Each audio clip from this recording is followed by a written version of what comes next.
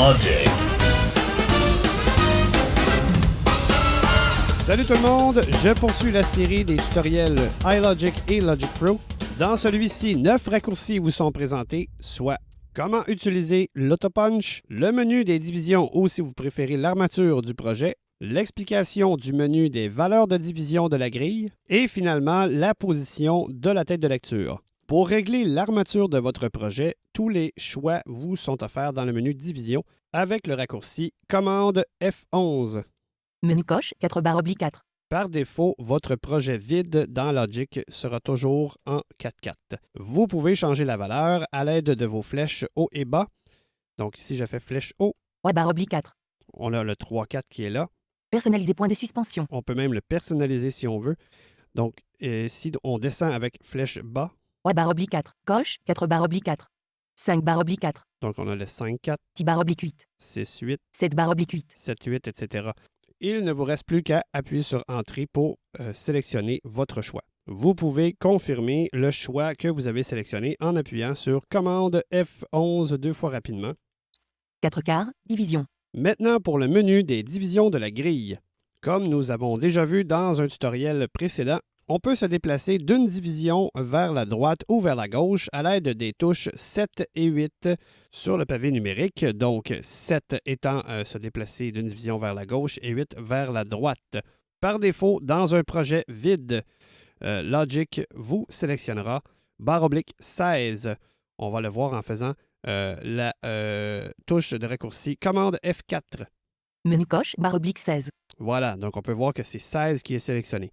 Qu'est-ce que ça signifie? En fait, c'est tout simple. C'est que votre mesure sera divisée en 16 parties égales. En ce qui me concerne en ce moment, c'est du 4-4 qui est sélectionné. Donc, j'ai 4 temps dans ma mesure. Donc, en sélectionnant la division de la grille en /16, j'ai alors 16 divisions par mesure sur la grille. Donc, lorsqu'on se déplace avec le 8, exemple, en ce moment, je suis sur le temps 1 de la mesure 1. Si j'avance d'une division avec le 8 du pavé numérique, voyons voir. Un mesure un battement 2 divisions un tic. Donc, il me dit une mesure, donc sur la mesure 1, un battement parce que je suis sur le temps 1 et 2 divisions puisque on a avancé d'une fois, on tombe sur la deuxième division du temps 1. Si on appuie encore. Un mesure un battement 3 divisions un tic. Voilà, donc là, on est encore toujours sur le temps 1 de la mesure 1. Par contre, on est sur la division numéro 3. Et une fois encore. Un mesure un battement 4 divisions un tic. Voilà, ça c'est la 4e division. Une fois encore. Un mesure de temps 1 division un tic. Et voilà, là, on tombe sur le temps 2 de la mesure 1.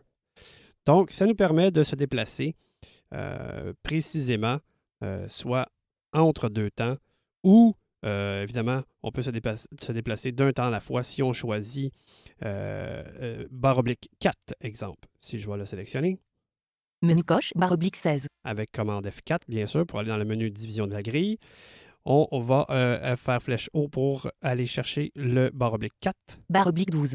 /8. /6. /4. Voilà, je fais Entrée. /4 coché. Voilà, et là, si je me déplace avec le 8... Un mesure 3 temps un tic. Un mesure 4 temps un tic. Voilà, donc là, ça avance de 1 temps, puisque j'ai demandé de faire 4 parties avec ma mesure, et ma mesure a 4 temps. Donc, à ce moment-là, on se déplace d'un temps à la fois.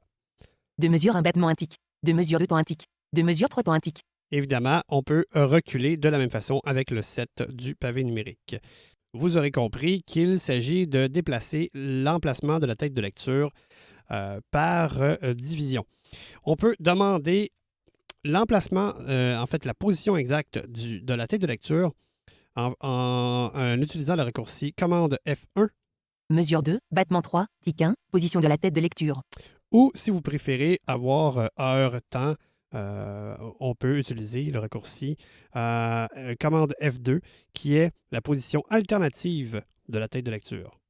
Heure 1, minute 0, deuxième 3, image 0, sous-image 0, position de la tête de lecture. Évidemment, vous pouvez choisir dans le menu division de la grille avec commande F4, toujours, le nombre de divisions voulues par mesure et vous pourrez vous déplacer avec les touches 7 et 8 du pavé numérique de division en division.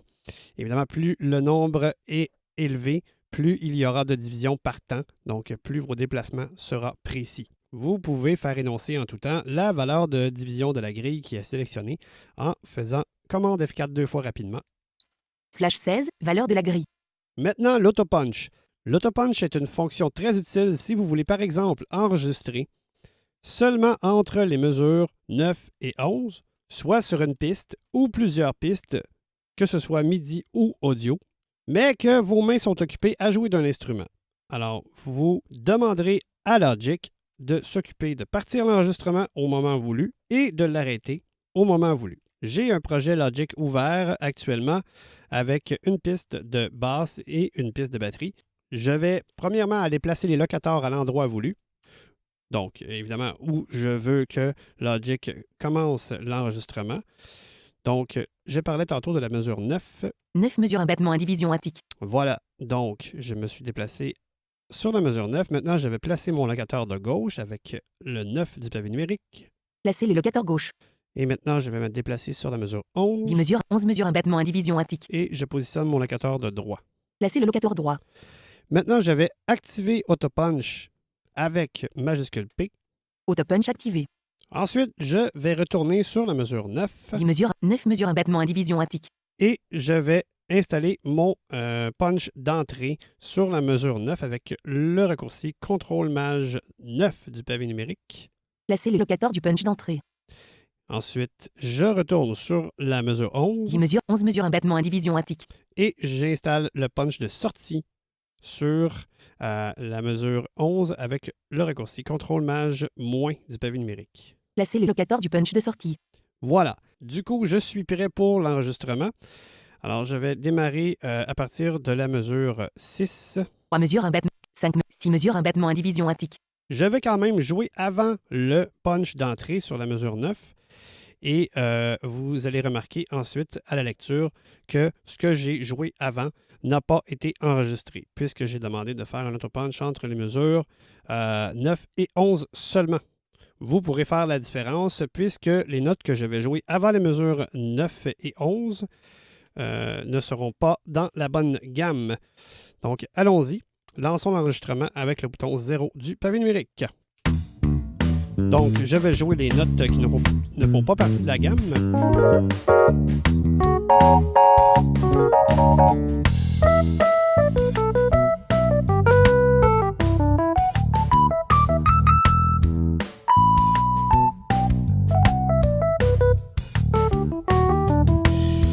Et là, j'avais rejoué les notes. Alors, voyons voir s'il se trouve dans l'enregistrement. 16 mesure un battement 2. 8 mesure. Donc, écoutons à partir de la mesure 8. 7 mesure 4. Et voilà.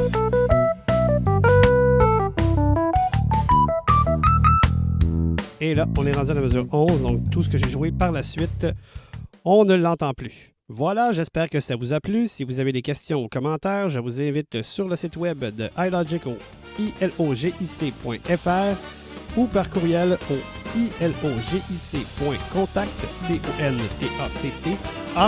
@gmail.com.